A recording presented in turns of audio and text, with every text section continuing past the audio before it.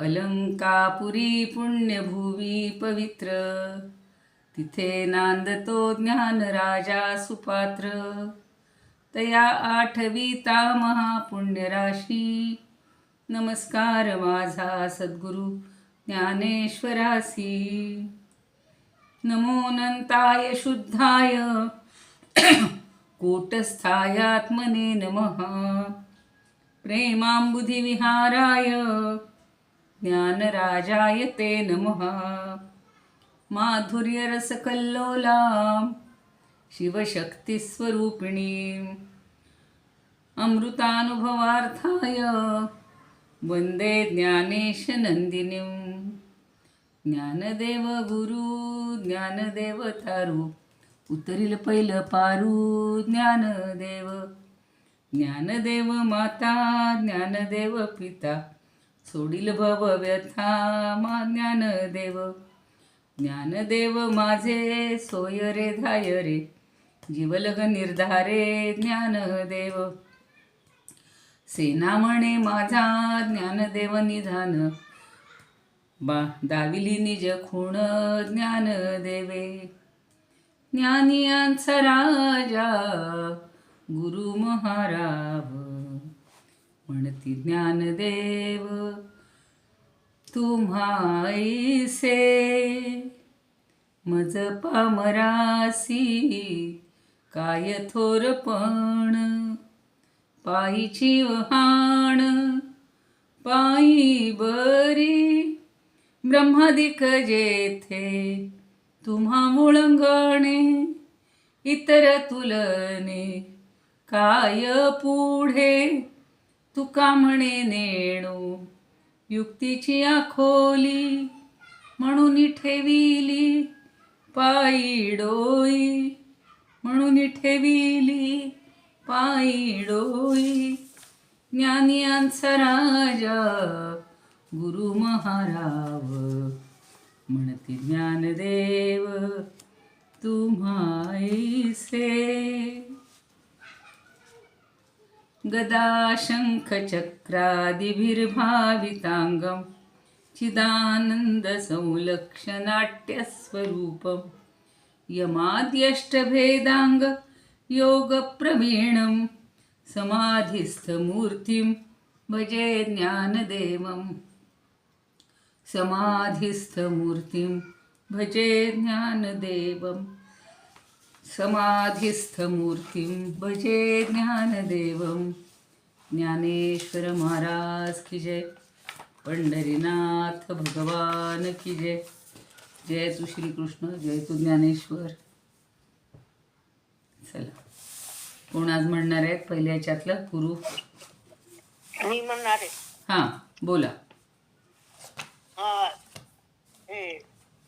गुरु स्तवन मधलं हां. 5वा श्लोक. हो, एक मिनिट थांबा. आज ना आपण एका आपल्या मोठ्या नेत्याला, उपमुख्यमंत्री अजितदादा पवार यांना मुकलेले आहोत. त्यांचा आज विमान अपघातामध्ये असा दुर्दैवी मृत्यू झालेला आहे. तर त्यांच्याबद्दल आपण 1 मिनिटभर 2 मिनिटभर श्रद्धांजली अर्पण करूया. शांत थांबूया, डोळे मिटून.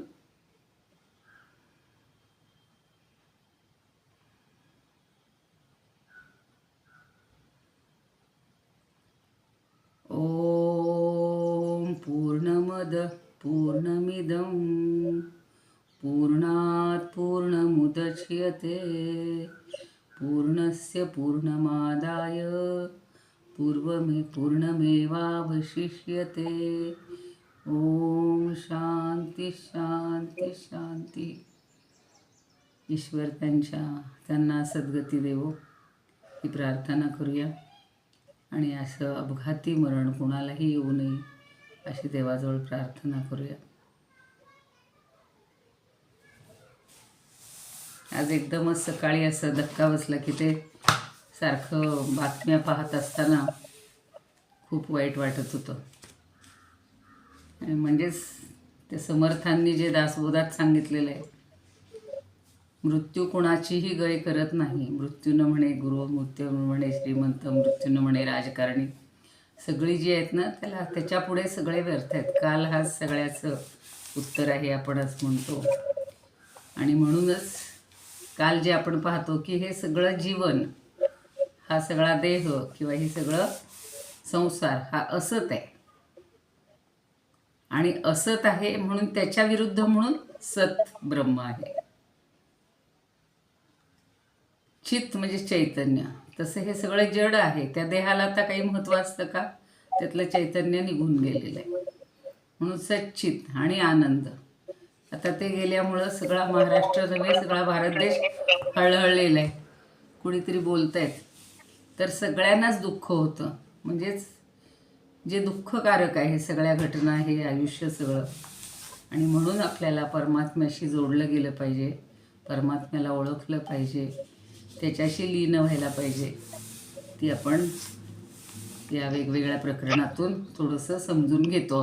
बोला आता अनुराधाताई, बोला. हा, गुरुस्तवन मधला 5वा श्लोक आहे.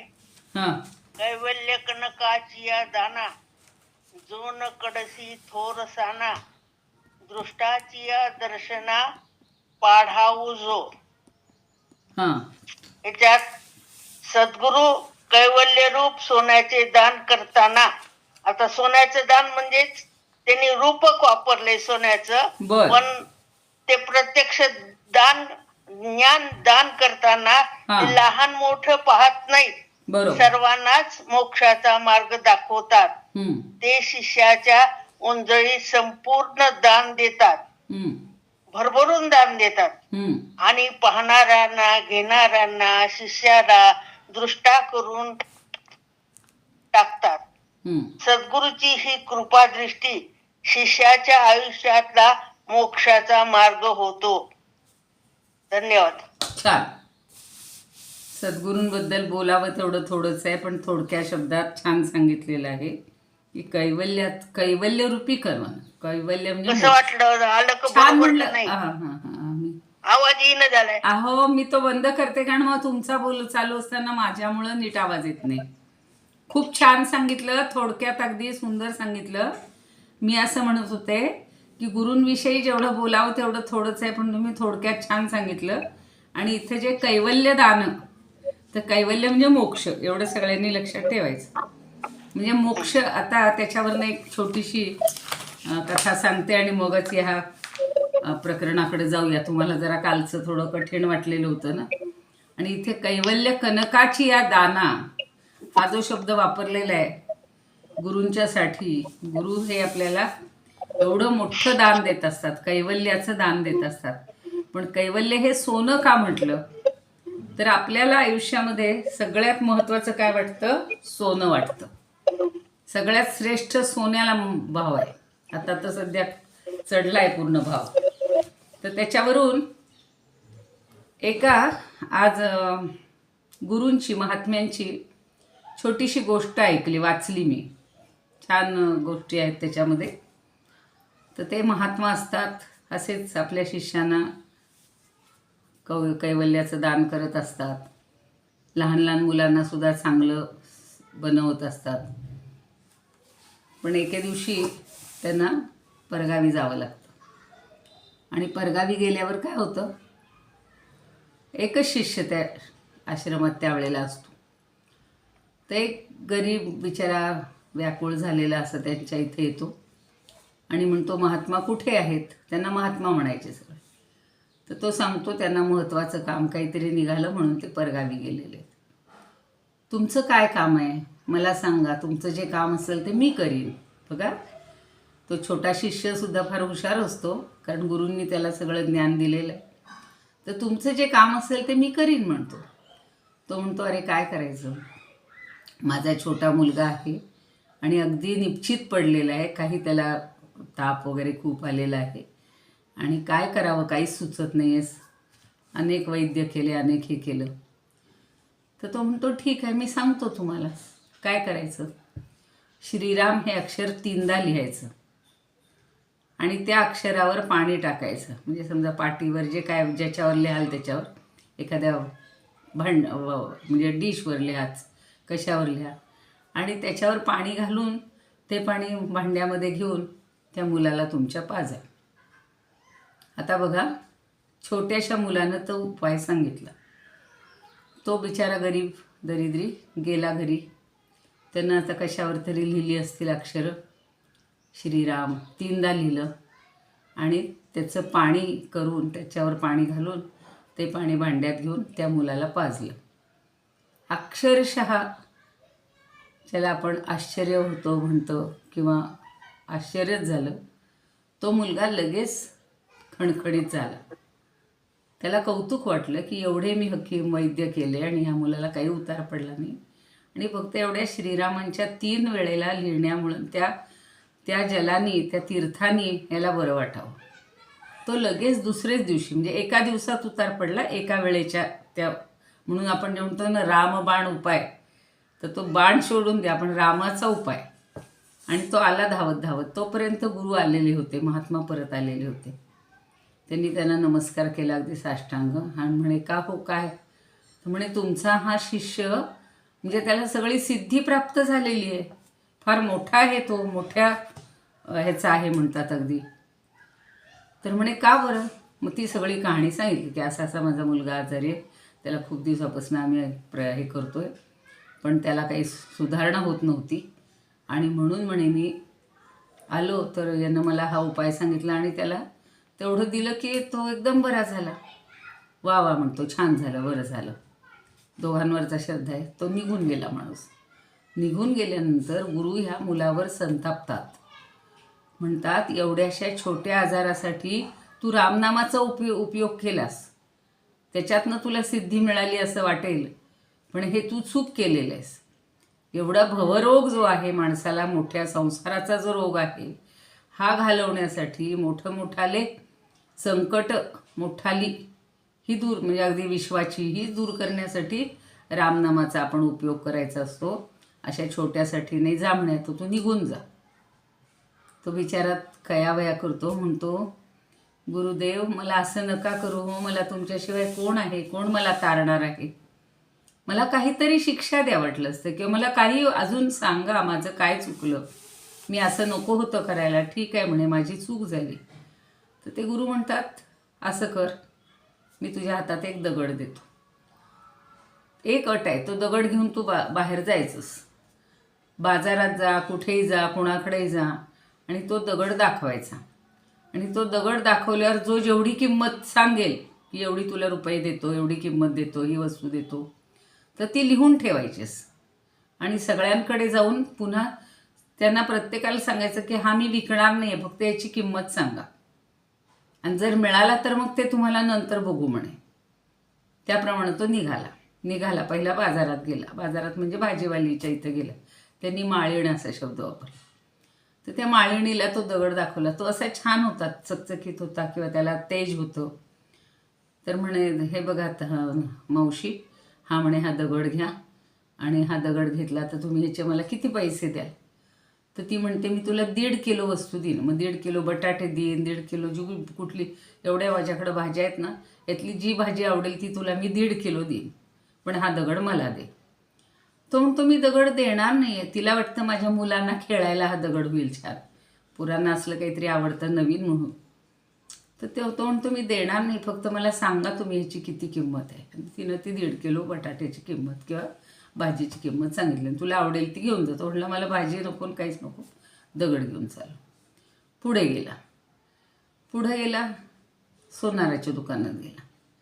सोनाराच्या दुकानात गेल्यावर सोनाराच्या दुकानदाराला म्हणतो की हा दगड घ्या आणि याची किती किंमत आहे सांगा. तर आता त्या काळातलं हे जुनी गोष्ट आहे. तर तो सोनार काय म्हणतो, तुला 100 रुपये देईन, 100 रुपये देईन. मग आता ह्याच्या लक्षात आलं 1.5 किलो बटाट्याला पूर्वीच्या काळी काय 1-2 रुपये मिळाले असते. आता सोनार आपल्याला 100 रुपये देतो, म्हणजे नक्कीच या वस्तूची किंमत 100 रुपये. ठीक आहे, पुढे जातो जवाहिरा, म्हणजे जे रत्नाची वगैरे पारख करतात त्या एका जवाहिराला दाखवतो. असे बरेच प्रसंग आहेत, मी आता शॉर्टमध्ये सांगते. तर म्हणे हा बघा हा दगड आहे ना, हा घ्या तुम्हाला, आणि याची किती किंमत होईल सांगा. तर तो जवाहर असतो, तो म्हणतो मी तुला 1 लाख रुपये देईन. बघा आता त्या सोनाराने 1000 सांगितले, आता हा लाख द्यायला तयार झाला. मग ह्याच्या लक्षात येतं की नाही, ही काहीतरी वेगळीच गोष्ट आहे. म्हणून तो अजून पुढे जातो तर मोठा जवाहीर म्हणजे जवाहिरांमधला श्रेष्ठ अशाकडे जातो. त्याला दाखवल्यावर त्याला म्हणतो की हा बघा, हा दगड आहे माझ्याकडे, हा घ्या आणि याची काय किंमत येईल सांगा. तर तोही म्हणतो अरे हा फार मौल्यवान हिरा आहे, म्हणजे दगड आहे, आणि याचे मी तुला 1.5 कोटी रुपये देईन. बघा त्या काळात 1.5 कोटी रुपये देईन म्हटल्यावर ह्याला आश्चर्यच वाटतं की एवढ्याशा दगडाची किंमत 1.5 कोटी. म्हणे देतोस का मला, मी तुला लगेच पैसे. नाही, सगळ्यांना म्हणतो तुम्ही विकायला आणलेलं नाही, मला फक्त याची किंमत सांगा. मग आता त्याच्या लक्षात येतं की एवढं 1.5 कोटी मिळतं, ह्याच्यापेक्षा श्रेष्ठ म्हणजे कोण आहे, तर त्या नगरीचा राजा. म्हणून राजाकडे जातो.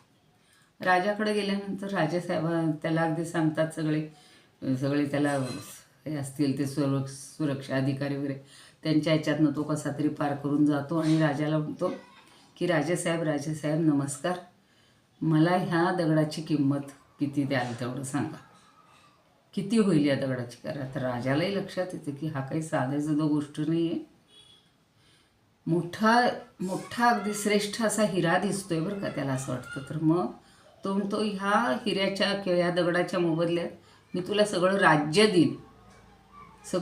देईन, पण तू हा दगड कुणाकडनं आणलायस ते मला सांग. तर तो म्हणतो हा माझा नाही, माझ्या गुरूंनी मला दिलेला आहे. तर म्हणे मग त्या गुरूंना बोलून आण. मी त्यांच्या ताब्यात ते सगळं राज्य देतो. नाही म्हणणार, मला म्हणतो फक्त हा विकणार नाही आहे, मी देणार पण नाही आहे, मला फक्त किंमत हवी होती. आणि मग तो दगड घेऊन पुन्हा गुरूंकडे परत येतो. गुरूंकडे परत आल्यावर गुरु म्हणतात काय काय झालं. आता त्यानं हे 4 सांगितलेत, अजूनही 10 ठिकाणी तो फिरला असेल. तर इतके म्हणे आता तुम्हाला सगळं राज्यच मिळणार म्हणे. तर अरे म्हणे बघ, तू आता असं कर, एक लोखंडाची वस्तू काहीतरी मला घेऊन ये. तो म्हणतो आपल्याकडे यात्रेकरू खूप आलेत, त्यांच्याकडे सगळ्या लोखंडी वस्तू आहेत, तवे आहेत, सांडशे आहेत, चिमटे आहेत, लोखंडी काय खलबत्ते आहेत. तर म्हणे तू घेऊन ये, 1-2 वस्तू तरी घेऊन ये. म्हणून तो घेऊन ये. आल्यानंतर तो दगड, म्हणजे तुम्हाला लक्षात आला असेल, तो परीस असतो. तर म्हणे हा दगड घे आणि या लोखंडी ह्याला लाव. तसं तो लावतो. लोखंडी त्या काय पहिल्यांदा कढईला लावलं असेल, तव्याला लावलं असेल, तर त्याचं सोनं झालं. मग अजून त्यात प्रवाशांकडच्या काय काय वस्तू आणतात, त्यांना दाखवतो आणि छान चमकतायला लागल्या, सोनं झालं. तर सोनं होतंय म्हणल्यानंतर गुरु म्हणतात आता बघ तू याची किंमत किती करशील. सगळ्यात सोनं काय आहे, श्रेष्ठ आहे. सगळ्यात सोनं महाग असतं, जास्त मौल्यवान असतं. म्हणजे या दगडाची किंमत या सगळ्या जगातल्या किंवा सगळ्या राज्यातल्या जर वस्तूंना लावलं त्याचं सोनं किती होईल, त्याची किंमत किती होईल सांगू शकतोस का तू. म्हणे नाही. अरे म्हणे या सोन्यापेक्षा आणि या दगडापेक्षा खरं मौल्यवान काय आहे, तर रामनाम सगळ्यात श्रेष्ठ आहे. रामनाम इतकं मौल्यवान आहे की तुझ्या लक्षात आलं असेल, तू 3 वेळेला ते लिहायला लावलंस, त्याचं पाणी घ्यायला लावलंस, तर एका मुलाचा आजार कमी झाला. जर या जगातल्या प्रत्येकानं हे रामनाम फक्त घेतलं तर त्याला कुठलाच आजार होणार नाही आणि सगळेजण आनंदित राहतील. कारण हे एकमेव रामनाम, आपण एरवीसुद्धा म्हणतो का रामनाम सत्य आहे. तर राम एवढं एकच तत्व श्रेष्ठ आहे, सत्य आहे, आणि म्हणून त्याचं नाम घेणं महत्त्वाचं आहे. आता ही सहज मी ते मनाच्या श्लोकासाठी वाचत होते गोष्ट आणि मला फार आवडली. आता आपण मूळ आपल्या मुद्द्याकडे येऊया की काल जी ओवी वाचली होती. हा, प्रत्यक्ष घडलेली घटना आहे. हो, प्रत्यक्ष होते. हो, घडलेली आहे. नाही, माझ्या बाबतीत घडलेली घटना आहे. बर, सांगा. मी खूप आजारी होते दवाखान्यात आणि वाचत नाही असं वाटलं सगळ्यांना. आणि मी फक्त रामनामाच्या जपाच्या 7 लाख जप वह्या भरून पाठवल्या. आई त्या अयोध्याकडे असं पार त्या माणसाने वह्या संकलित करायच्या आणि घेऊन जायच्या. असं मी वह्या वह्या भरून पाठवल्या. हा. आणि त्या वह्यामुळं मी दवाखान्यातून घरी वापस आले त्यावेळेस माझी बहीण मला म्हणाली तू रामनामाचा जप लिहिल्यामुळं तू वाचली. हा बघा आता इथं हा सूर्य हा जयद्रथच झाला म्हणजे आता तुम्हाला तर चांगलाच प्रत्यय आलेला आहे. बरोबर, छान. आता त्या रामाचं अभिनंदन नाही करता येत पण तुमचं करते. आणि असा हाच एक सगळ्यांनी हे घ्यायचा धडा म्हणूया, उपदेश म्हणूया, की ह्या गोष्टी फक्त वह्या लिहून पाठवल्या होत्या अयोध्येला. बरोबर आहे. छान छान सुंदर. रामाची कृपा आहे तुमच्यावर आणि तुमच्यावर नाही आपल्या प्रत्येकावर आहे. प्रत्येकानं फक्त त्याला समजून घेतलं पाहिजे. खूप सुंदर. देवाची तू खरीच खरीच आराधना करताय तुम्ही. ताई, नाव तुम्ही सारखं आता होतंय तुमचं. एक मिनिट ताई, तुम्ही सांगितलं अकोल्याला दत्त महाराज म्हणून. हो तर त्यांना त्याचाच संचार म्हणजे होता ना. तर ते प्रत्येकाला सांगायचे की एक गिलास पाणी घ्या, त्याच्यावर हात ठेवा आंघोळ करून हां आणि दत्तकवच म्हणा. 3 वेळ दत्तकवच म्हणायचं आणि ते पाणी पिऊन घ्यायचं. फक्त कशासाठी तर तुमची प्रकृती स्थिर राहण्यासाठी, हा. चांगलं हा. राहण्यासाठी. खरंच त्याचे फायदे मिळाले. बर. आपल्या इथे MIT ला पांडे म्हणून आहेत लेक्चरर, ते आमच्या हो. अकोल्याचेच आहेत. हां तर त्यांच्या बहिणीला सुद्धा त्याचा फायदा झाला. होय ना. म्हणजे त्या नामात किती शक्ती आहे दत्त कवच मध्ये हो हे ना. मला सांगायचं. नाही, तुम्ही जे बरोबर. आता सांगितलं ना हो त्याच्यात. बरोबर. म्हणजे असे आहेत पण आहे. त्याची आपली थोडी हे पाहिजे, श्रद्धा पाहिजे. श्रद्धा पाहिजे आणि आपण प्रत्यक्ष त्याचा अनुभूती घेतल्याशिवाय नुसतं आपण कितीही गोष्टी स्पीकर ऐकल्या चालू करा ताई. हं. कारण तुमचा आवाज येत नव्हता. अनुभूती घेतल्याशिवाय, अनुभव घेतल्याशिवाय काहीही कितीही गोष्टी ऐकल्या, किती जणांचे अनुभव ऐकले तरी स्वतःला त्याचा अनुभव माणसांनी घ्यायला पाहिजे. आणि तो अनुभव घेण्यासाठी ती कृती किंवा तो जप करायला पाहिजे. इतकं सोपं काम आहे बघा. म्हणजे तुम्ही देहभान विसरून जाताय, देहावरचं सगळं भान विसरून जाईल, देहाबद्दलची आसक्ती कमी होईल, त्याच्यावरचे आजार कमी होतील. पण अजूनही आपण बाह्य सगळ्या सुखामध्ये थोडे रमत राहतो, बाह्य गोष्टीमध्ये जास्त आसक्त ठेवतो आणि ती ठेवल्यामुळं आपण रामाकडे दुर्लक्ष. आता राम म्हणा, दत्त म्हणा, ज्याची जे आराध्य दैवत असेल ते सगळे परमतत्वच आहेत. आपण त्याला फक्त नावं वेगळी दिलेली आहेत. आणि म्हणून तुम्ही आता दोघींनी छान हे सांगितले, अनुभव सांगितले. असे खूप जणांना येतात. तर तोच उपाय आणि त्यासाठीच ही सगळी ज्ञानदेवांची सुद्धा धडपड तीच आहे की हे सच्चिदानंद रूप तुम्ही समजून घ्या. नेमकं सच्चित आनंद काय आहे त्याच्यासाठी आज आपण आता त्या पुढच्या ओव्या बघणार आहोत. काल जर कोणी नसतील तर फक्त कालची ओवी परत एकदा वाचते. आणि आज कोणी बोलणार आहे का? आपलं असं ठरलं होतं की कालची ओवी पण कोणीतरी सांगणार. हो का ताई? हो सांगते. म्हणजे जे मला समजलं सांगा सांगा सांगा. परत माझा आवाज बंद करावा. हां ओवी वाचा, ओवी वाचून सांगा. सत्ता प्रकाशा सुख या तिही तो उणे लेख, जैसे विखापण्याचे विख विखा नाही. म्हणजे विष हे दुसऱ्याचा नाश करण्यासाठी आहे. स्वतःच्या विषाचा उपयोग करत नाही. आत्मा हा ज्ञानाच्या पलीकडे आहे. ते सच्चित आनंद असतो. परमेश्वराचे अस्तित्व परमेश्वरापाशी स्थिर आहे. स्थिर आहे. सच्चिदानंद हे काही परमेश्वराचे स्वरूप वर्णन नाही, हे ज्ञानदेवांना सुचवायचं आहे. बरोबर बरोबर. छान सांगितलं. एवढा काढला ताई अर्थ कालचा. अगदी अगदी खूप छान. थोडक्यात बरोबर घेतलंय तुम्ही. परत माझा आवाज बंद. बरोबर घेतलं की ज्ञानदेवांना हे सुचवायचे.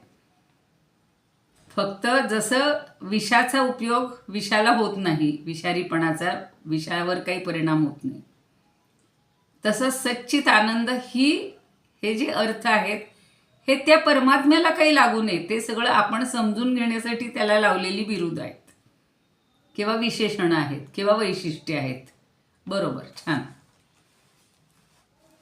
मॅडम परत एकदा सांगा. हो सांगते सांगते सांगते. थोडीशी काल तरी मी हेच सांगितलेलं होतं तुम्हाला काय म्हणायचं, गुलाबराव महाराजांनी तर त्याच्यावर खूपच दिलेलं आहे पहिल्या या 5व्या प्रकरणावर. पण ठीक आहे, आपण नंतर बघूया. आत्ता फक्त पहिली ओवी पुन्हा बघूया.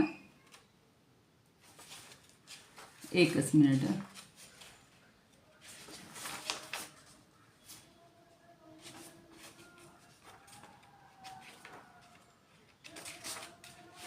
सत्ता प्रकाश सुख, सत्ता प्रकाश सुख, या तिही तिही उणे लेख, जैसे विषपणे विख विखा नाही.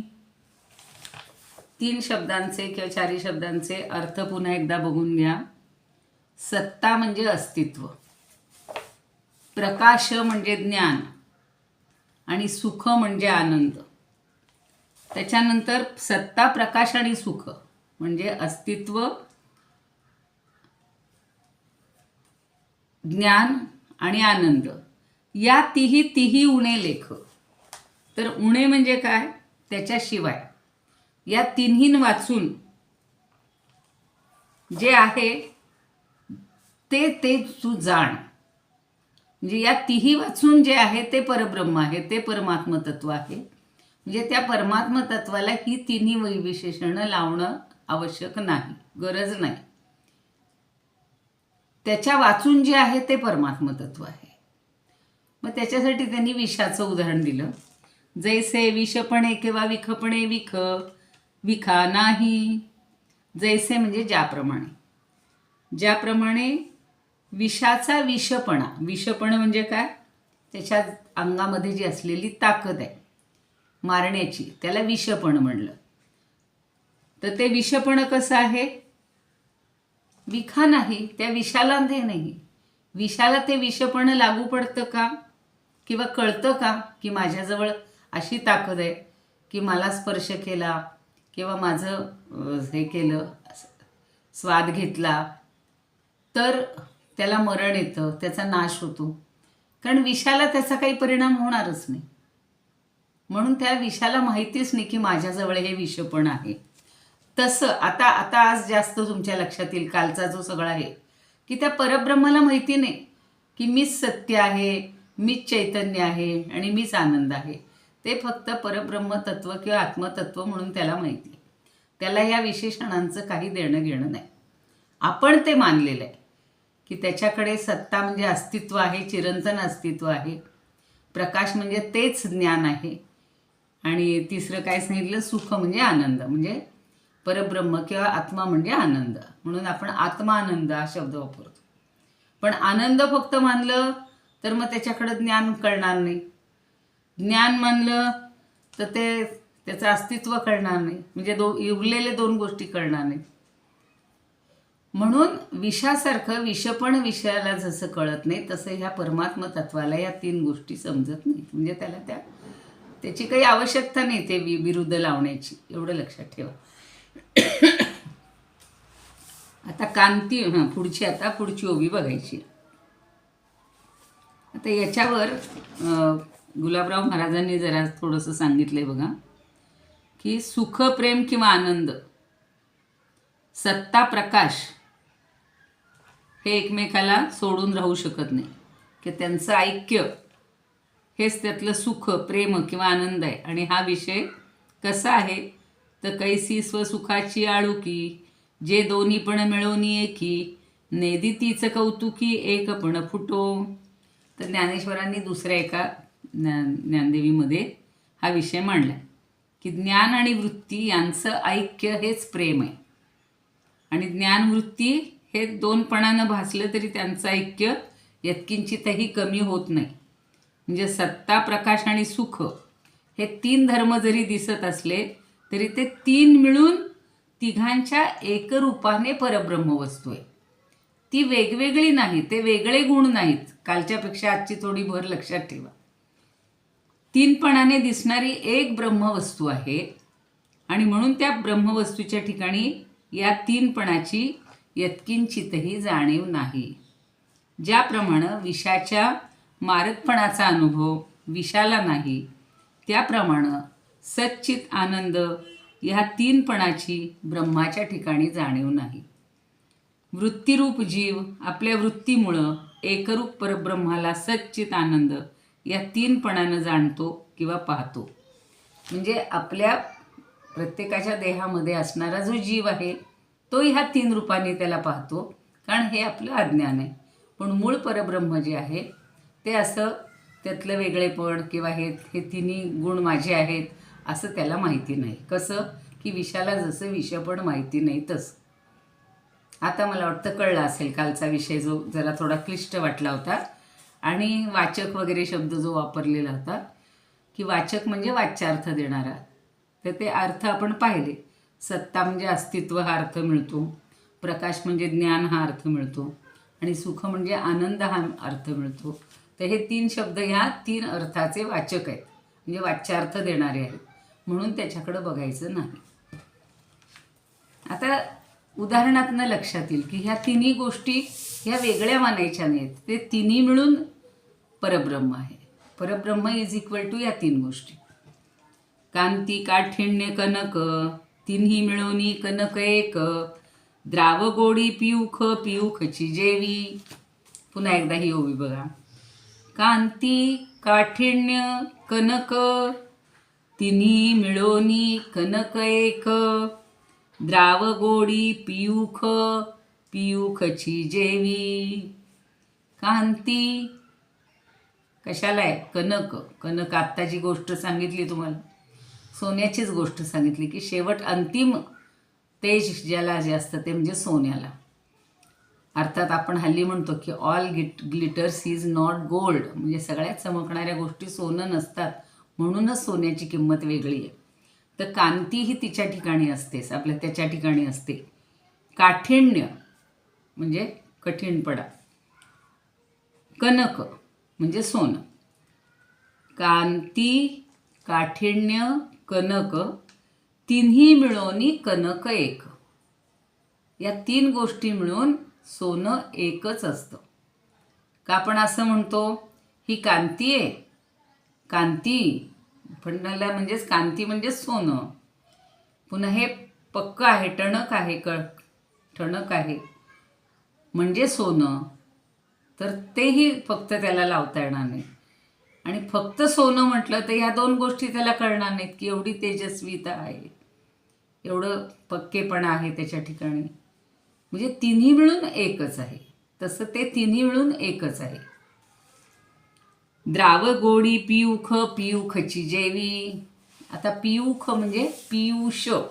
कालच पाहिलं आपण ज्ञानदेवांना षटकोनाच्या जागी ख आवडतो यजुर्वेदाप्रमाणे.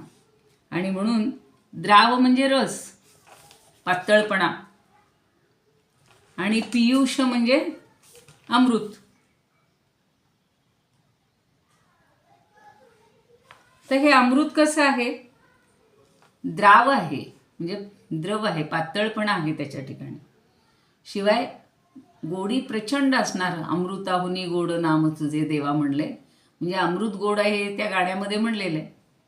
तर द्राव गोडी पियूख. पियूख म्हणजे पियुष म्हणजे अग्नी, आपलं अमृत. तर ह्या 3 गोष्टी द्राव गोडी आणि अमृत म्हणजे काय आहे? पियूखची जेवी. जेवी म्हणजे जेवण्याशी संबंध नाही. हा नेहमी ज्ञानदेवांचे जेवी तेवी हे शब्द ज्याप्रमाणे त्याप्रमाणेसाठी ते वापरतात. तर जेवी म्हणजे ज्याप्रमाणे अमृत म्हणलं की ह्या 3 गोष्टी आल्या. तिथं गोडी आहे, द्रवरूपता आहे किंवा पातळपणा आहे, आणि त्यालाच अमृत म्हणायचं आहे. दोन्ही गोष्टी ज्या असतील म्हणजे तिन्ही मिळून ते पियूखच जसं असतं. म्हणजे कांती तेज काठिण्य म्हणजे घनपणा. अगदी काठिण्य म्हणजेच घनपणा. तसं कठीण असतं ते द्रव नाही आहे. पण अमृताच्या ठिकाणी मात्र, म्हणून तिथं काठिण्य म्हणले, आणि अमृताच्या ठिकाणी द्रवरूप आहे. हे मिळून सुवर्ण असतं. आणि पातळपणा, गोडी आणि अमृत हे तिन्ही मिळून अमृतच असतं. आता कालच्या आपण याच्याकडे जाऊ शकतो की सत चित आनंद हे तिन्ही मिळून परब्रह्म आहे. त्यातलं एक म्हणजे परब्रह्म नाही किंवा वेगवेगळा अर्थ घेऊन त्याच्याकडे बघायचं नाही, तर ते 3 म्हणजेच परब्रह्म. आता आलं का लक्षात सगळ्यांच्या? एका उदाहरणातून लक्षात आलं असेल. म्हणजे तशी एका ठिकाणी 2 उदाहरणं दिलीत, अजून पुढे देणार आहेत, पण हे थोडंसं अजून समजून घ्या की सोन्याच्या ठिकाणी तेज असतं, काठिण्य असतं, घट्टपणा असतो, म्हणजे सोनं. तर हे 3 प्रकार दिसत असले तरी ते वेगळे करता येत नाहीत. आपण म्हणतो का मला फक्त कांती विकत द्या, असं सोनाराला जाऊन म्हणू का आपण? नाही. मला फक्त काठिण्य घनत्व द्या, नाही. मग मला सोनं द्या, मग त्या सोनं म्हणलं की या 2 गोष्टी त्याच्याबरोबर येणारच. म्हणजे तिन्ही मिळून जसं सोनं आहे ते वेगळं करता येत नाही, हातानं वेगवेगळं काढता येत नाही आणि मनानं सुद्धा वेगळं करता येणार नाही. आपण बाजारात जाऊन आज मी 3 गोष्टी आणल्या बरं का. काय आणल्या हो? घनत्व आणलं, तेज आणलं आणि सोनं आणलं. लोक म्हणतील दाखवा बरं 3 वस्तू वेगळ्या. अशा वेगळ्या दाखवता येतील का? नाही. कारण तिन्हीचं समुच्चयात्मक गुणधर्म असलेलं तेच सोनं असतं. म्हणजे एका धर्माची मर्यादा संपल्या वाचून तो धर्म दुसऱ्या धर्मा वाचून वेगळा करता येत नाही. म्हणजेच सोन्याच्या ठिकाणी ह्या 3ही गोष्टी आपल्याला दिसतात. जेवढं सोनं तेवढ्याच सोन्या एवढी त्याची कांती आणि तेवढाच त्याचा घट्टपणा. बघा किती सोपं आहे. आता ह्या उदाहरणातनं आपल्या लक्षात येतं. असं मानावं लागतं. जिथं कांती आहे, जिथं काठिण्य नसेल तिथं सोनं राहणारच नाही. म्हणजे एक आहे पण दुसरं नाही, दुसरं आहे पण तिसरं नाही, 2 आहेत पण 3 नाही, असं नाही. तिन्ही गोष्टी समुच्चयात्मक असणार. म्हणजे कांती आणि काठिण्य हे सोन्याचे स्वरूप धर्म आहेत. आपल्याला स्वरूप पाहिजे, आपल्या ठिकाणी असणारं स्वरूप परमात्म्याचं, आपलं जे आत्मस्वरूप आहे ते पाहायचे. तसं हे 2 घटक म्हणजे सोन्याचं स्वरूप आहे, स्वधर्म आहेत. आणि वस्तूचे सगळे स्वरूप धर्म हे वस्तूशी सतत व्यापलेले असतात. दिवसाच फक्त ते सोनं वाटेल, रात्री ते सोनं कळणारच नाही, वैशाखातच दिसेल, लग्नाच्या सीझनमध्येच दिसेल, पुन्हा ते सोनं कळणार नाही, असं नाही. त्याला काळ कशाचीही मर्यादा नाही, देश काळ कर्माची कशाची मर्यादा नाही. तसंच अमृताचं पण आहे. अमृत म्हणलं की ते सदा सर्व काळ पातळ राहणार, कायम गोडी त्याच्यामध्ये असणार. भारतातल्या अमृताची गोडी वेगळी आणि स्वर्गातल्या अमृताची गोडी वेगळी किंवा परदेशातल्या अमृताची गोडी वेगळी, असं नाही आहे. अमृत म्हणलं की त्याला पातळपणा असणार, गोडी असणार. हे दोन्हीही धर्म त्याचे स्वरूप धर्म आहेत आणि त्यामुळं ते अमृताशी समव्याप्त आहेत, सतत सारखेपणानं व्यापलेले असतात किंवा त्यांचं वस्तूशी तादात्म्य असतं. आणि हे धर्म म्हणजेच वस्तू आणि वस्तू म्हणजेच धर्म. हे तत्व काढायचं कालच्या याला की हे धर्म कोणते? सच्चित आनंद. हे 3 धर्म म्हणजेच ती वस्तू आणि वस्तू म्हणजेच हे 3 धर्म. म्हणजे त्याला वेगळेपणा दाखवायची गरज नाही. आता काल ज्या मनामध्ये शंका होत्या त्या आज बऱ्याचशा मिटायला लागतील. कारण काल ज्या पद्धतीनं त्याचं विवरण अनेकांनी केलेलं होतं ते थोडंसं तुम्हाला अवघड वाटलेलं होतं.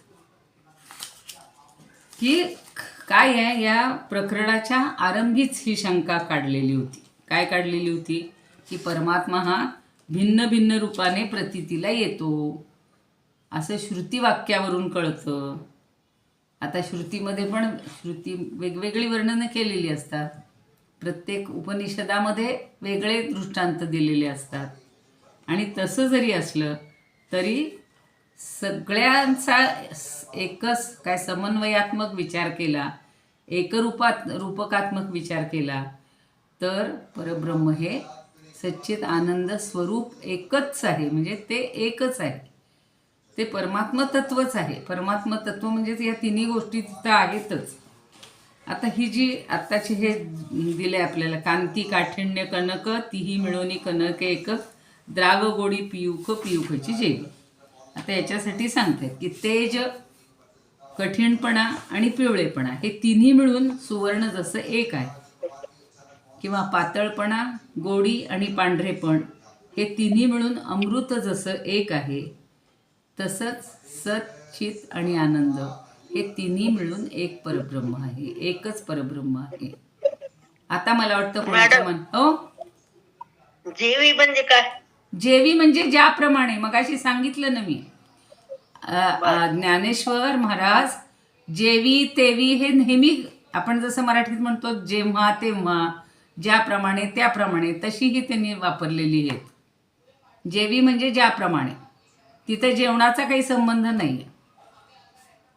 जसे तसे असं म्हणतो ना, ज्याप्रमाणे किंवा जसे, जसे म्हणलं तरी चालेल, जसे आणि तसे. म्हणजे शुभ्रता, सुगंध आणि मऊपणा हे या तीन गोष्टी कुठे असतात. आता पुढची ओवी घ्यायची आपल्याला, पुढच्या ओवीमध्ये आहेत. पण आधी याच्यावरचं अमृतानुभव बघा, अजून अनेकांनी काय काय म्हणले ते जरा ऐकूया आणि नंतर पुढच्या ओवीकडे जाऊ. म्हणजे आता ह्या दृष्टांतातून आपल्याला लक्षात आलं असेल की ते स्वरूप धर्म आहेत, स्वरूपाचे धर्म आहेत, वैशिष्ट्य आहेत. धर्म शब्दाचा अर्थ काय? धारणात धर्म इति आहू, ती गोष्ट धारण केलेली आहे म्हणून त्याला धर्म असं म्हणतात. आता बघा, आजची पहिली ओवी आहे, पहिली आणि आजची दुसरी ओवी, असं आपण पाचव्यातल्या बघू. आता काल वाचली होती मला वाटतं. सत्ताचैव प्रकाशश्च सुखंचैतत्रिकं विना लक्ष्यं तथा विषत्वेन विषस्य विषता नाही. कालचे जे शब्द आहेत ते सत्ता, प्रकाश आणि सुख. च एव म्हणजे आणि, सत्ता आणि प्रकाश आणि सुख. च एव म्हणजे च. सुखम च एतत्रिकं विना, या तीन गोष्टी एकमेकाशिवाय राहू शकत नाहीत. लक्ष यथा विषत्वेन, लक्ष्यम यथा विषत्वेन विषस्य विषता नाही. जसं विषपणे, विष हे विषाहून वेगळं नाही किंवा विषाला माहीतच नाही. विषपण हे विषाला माहीतच नाही. ठीक झाली कालची ओवी. आता आजच्याबद्दल काय म्हणतात बघा. कांती काठिन्य कनकैः कनकैव कनकं गम्यते त्रिभिः. कांती काठिन्य कनकै एव कनकं गम्यते त्रिभिः. गम्यते म्हणजे ओळखता येतं. कांती, काठिन्य आणि कनक या तीनवरून कनक म्हणजे सोनं हे ओळखता येतं. 3-4 किंवा द्रवत्व स्वाद पीयूषैरेकम पीयूषमुच्यते. किंवा पीयूष कशा उच्यते म्हणजे म्हटलं जातं कशाला, तर द्रवत्व, स्वाद आणि पीयूष हे तिन्ही घटक मिळून, हे 3 धर्म मिळून अमृत म्हणलं जातं. अमृत म्हणलं की पातळ असलंच पाहिजे, माधुर्य असलंच पाहिजे आणि त्याचप्रमाणे त्याला अमृत किंवा पीयूषच म्हटलं पाहिजे, दुसरं काही त्याला नाव देता येणार नाही.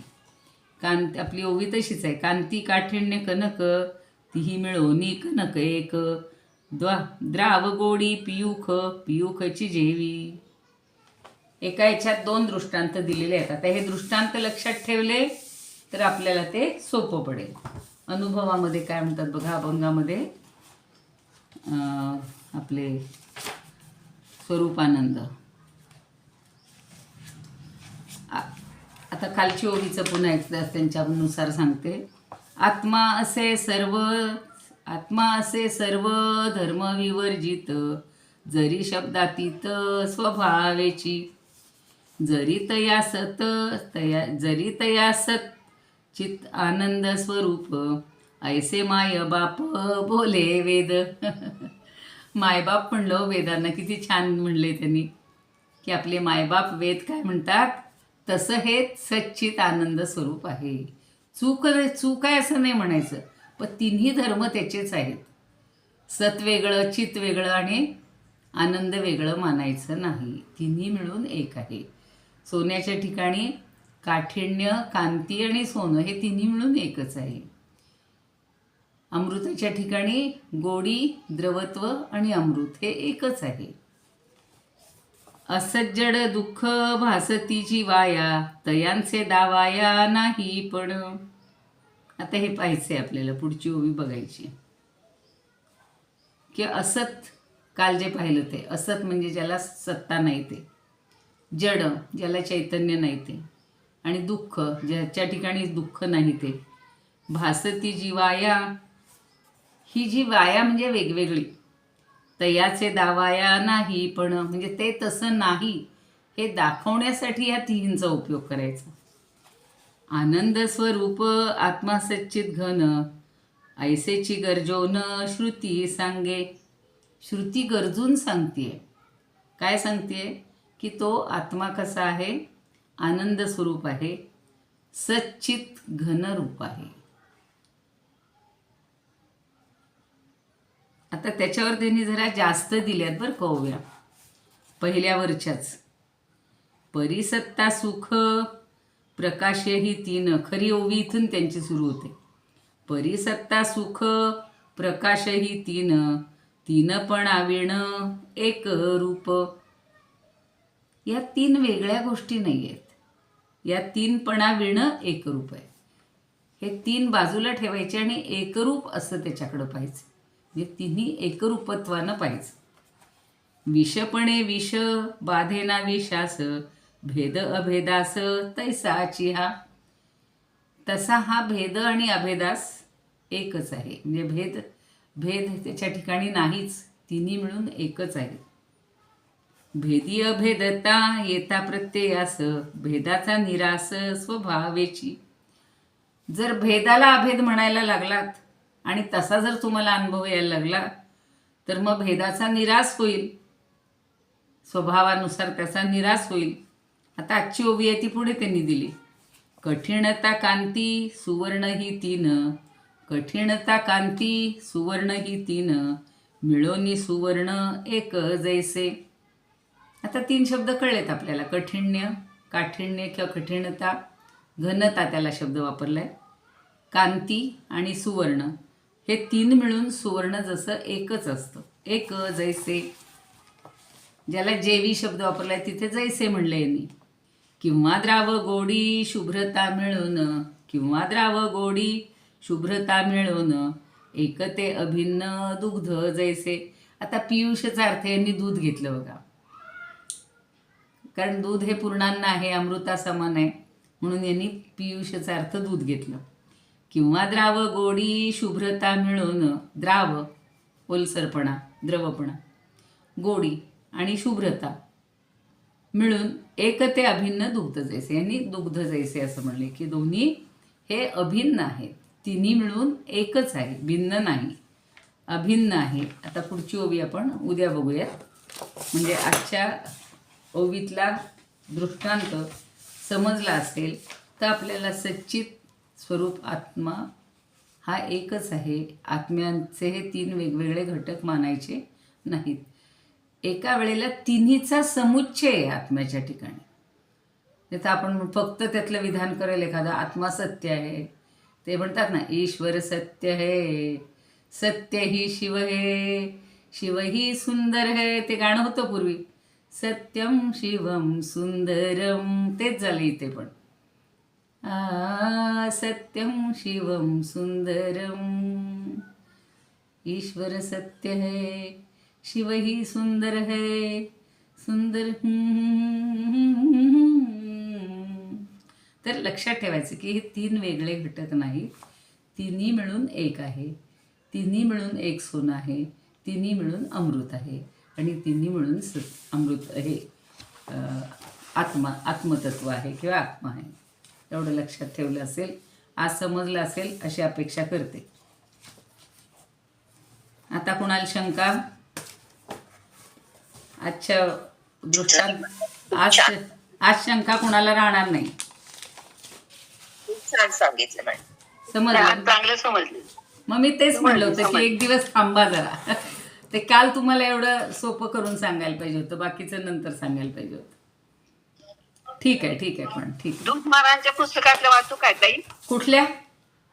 चालेल ना. महाराजांच्या हो चालेल, वाचा. तेजपुंज कांती, झळाळणारी कांती, एक प्रकारची कठीण घनता आणि पिवळे धमक असे दृष्टीला आलिंगन देणारे हे सोने आपण एकत्रित स्वरूपातच अनुभवत असतो. नजरेला त्याची झळाळणारी तेजस्वी कांती अनुभवता येते आणि स्पर्शाला त्याचे काठिण्य जाणवते.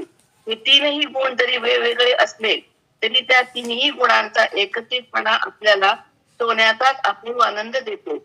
अमृतात द्रवपणा असतो, ते द्रव मधुर आणि गोड असते आणि पुन्हा मानवाला अमरत्व देण्याची ताकद केवळ अमृतातच असते. द्रव, गोडी, माधुर्य सर्व रसांना सामावून घेणारे अमृत हे शेवटी अमृतच असते. हे एक रूपाने नांदत असते. सोने काय किंवा अमृत काय, त्याच्या बावनकशीपणाला अक्षरशः पर्याय नाही. अमृत अमर अशा चवीमुळे आणि सोने त्याच्या लख चोखपणामुळे लक्षात राहते. छान, सुंदर, चांगलं सांगितलंय. पण मग आम्हाला जे ते दूत महाराजांचं मिळालंय ते हे पुस्तक आहे बघा, असं त्याच्यात वेगळ्या पद्धतीनंच आहे. हे मुरलीधर महाराज दूत आहेत. मुरलीधर महाराज दूत आहेत. आणि तुमचे कोण आहेत बघा? त्यांचं नाव काय आहे? थांबा एक मिनिट.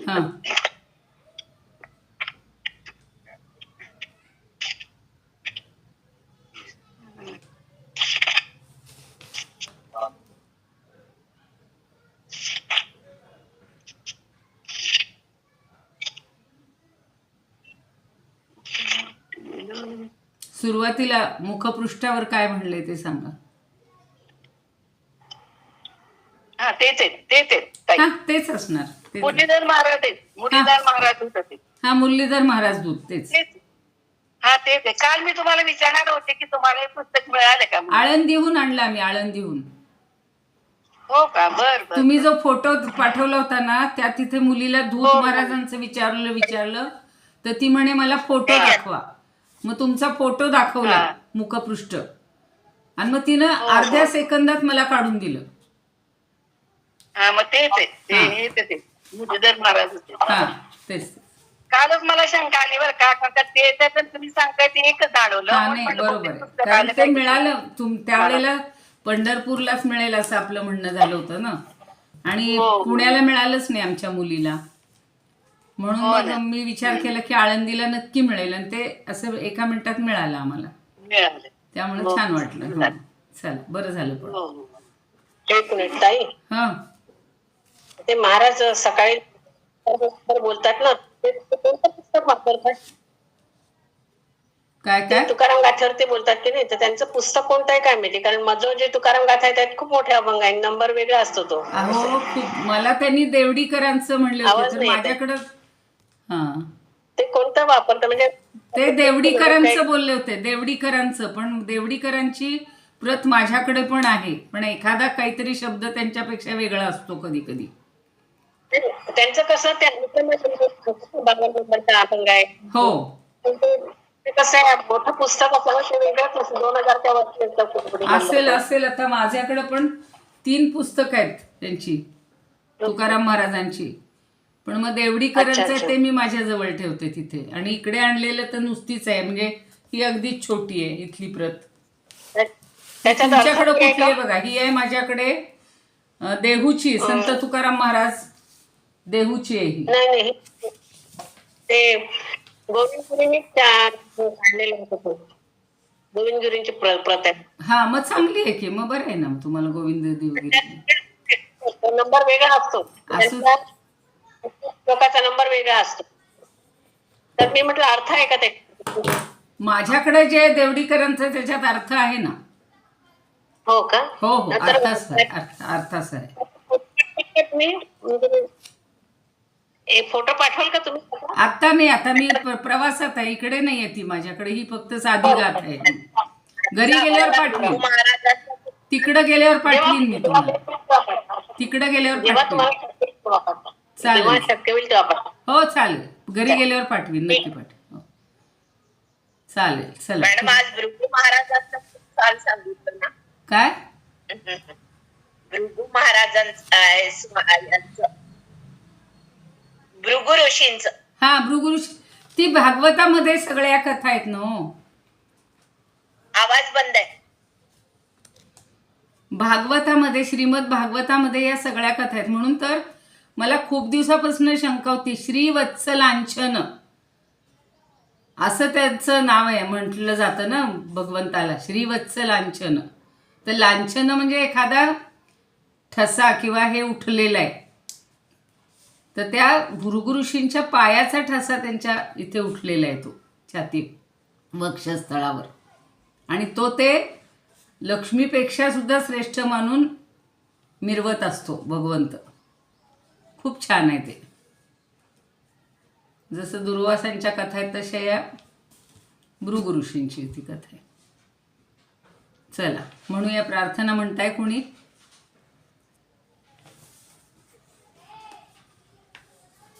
म्हणू का मॅडम? म्हणा म्हणा म्हणा.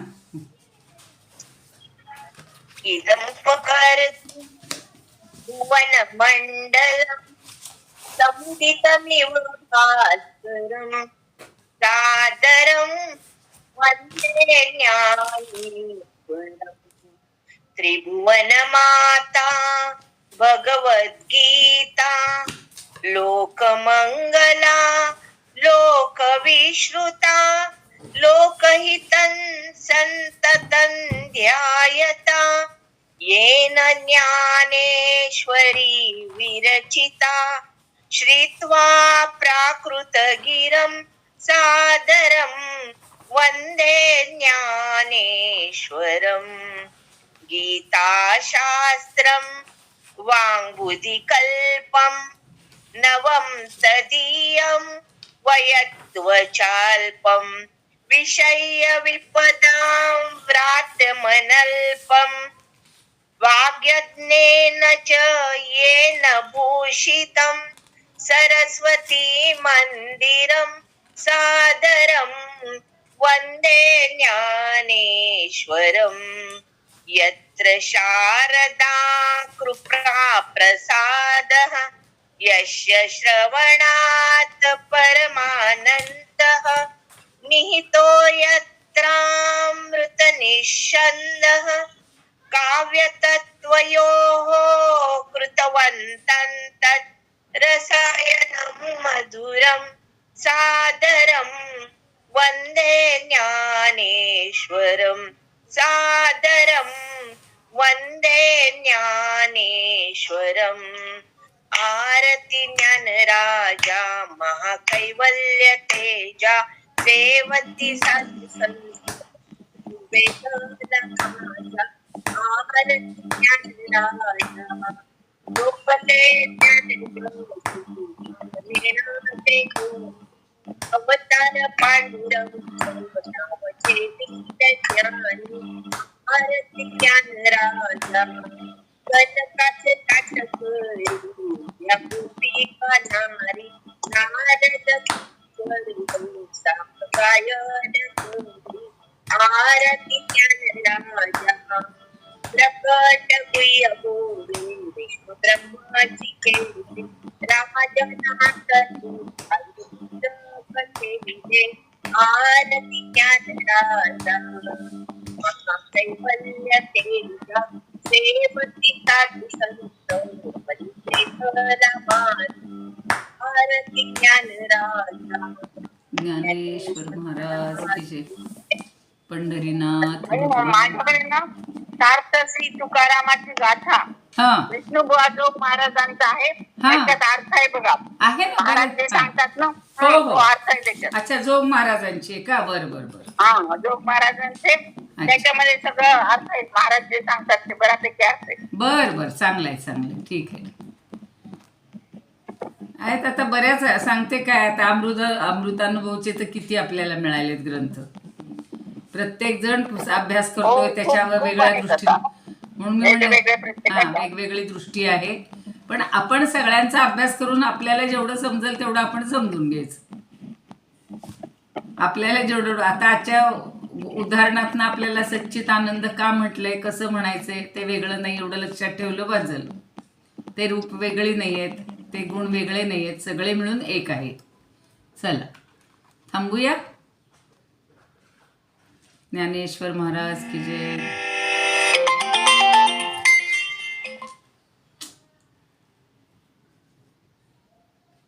माऊली ज्ञानेश्वर महाराज की जय.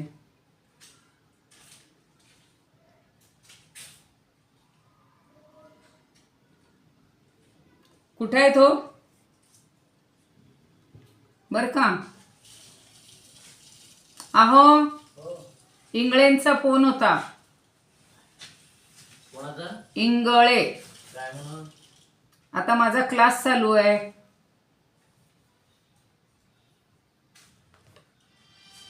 तुम्हालाही आला आता, तुम्हालाही आला. पडली होतीस काय जरा? हां हां, आवाज एकदम हळू आला मग. हो बरोबर, चांगलं आहे. काही नाही अगं, बाबांना ते इंगळेंचा फोन आला आणि तो लावायला गेले तर तुझाच लागला चुकून मिस कॉल म्हणून. काही नाही पुन्हा. हो आत्ता जस्ट माझा क्लास संपत होता आणि त्यांचा आला, तर मी यांना सांगितलं इंगळेंचा फोन आहे. तेवढ्यात त्यांचा तिकडं वाजला पण, आणि मी तिथं क्लिक करायला गेले तर तो तुझाच लागला गेला असेल. मग आता काय आलं, आशुतोष आला असेल परत का? मग काय लगेच नाही डॉक्टर काही बोलणार, त्यांच्या सगळ्या टेस्ट करणार. पुन्हा पुन्हा पुन्हा पहिल्यापासून तेच. पण म्हणत होते ना ग काका की नका नेऊ म्हणून परत, मग का बरं वाटतं केलं.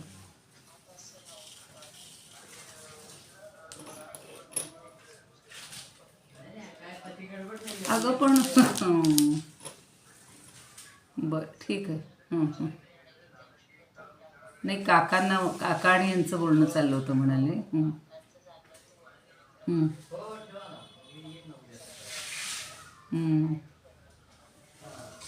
तेच का.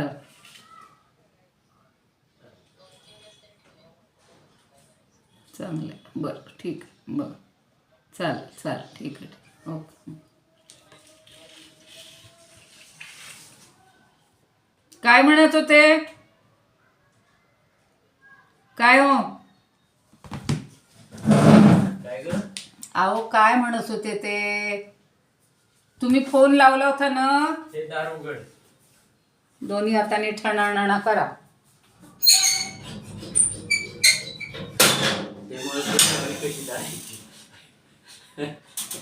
रवा काढा म्हणून, रवा काढा म्हणून. रवा, ज्वारीचा रवा खायला देईल का कोणी? भाकरीला निघाले त्यांना अभिप्रेत तुम्ही जाऊन तिथून करून आणणार, तुम्ही आपलं त्यांच्या मग गळ्यात लावून दिलं. बस ते पाणी असलं तर ह्याच्यावर मारा सरळ. हो मग काय, तर त्या बाईला जुवायला वेळ नाहीये, फक्त इथं आत नका येऊन देऊ म्हणजे झालं.